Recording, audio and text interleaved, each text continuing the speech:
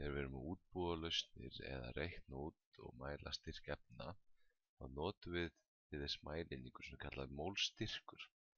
En jafna fyrir mólstyrk svo að mólstyrkurinn C er eftir mólmagnið N deilt með rúmmálinu V.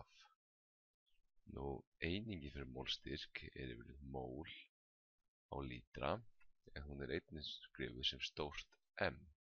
En mólstyrkur táknar þá fjölda móla sem leyst upp í 1 lítra af leysi, sem þýðir þá ef ég til dæmis með 1 mól á lítra af segjum CaCl2, þá þýðir það að ég er með 111,1 gram af CaCl2 leyst upp í 1 lítra af vatni, en mólmassi CaCl er einmitt 111,1 gram per mól. En þessu lausn væri þá sögð við 1 mólar eða 1 móli. Það má tákna mólstyrk á annan máta, sem er oft notað fyrir jónir.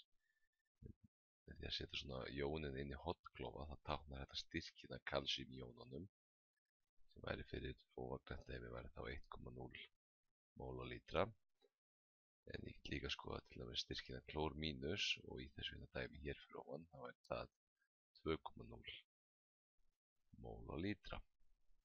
Ef við rifjum síðan upp að ennið í þessar hérna jöfnu má skrifa sem massi deilt með mólmassa, þá má ég útfæra þessu jöfnu á þann máta að styrkurinn er þá orðinn massi leysta efnisins deilt með mólmassa leysta efnisins sinnum rúmmál á leysir.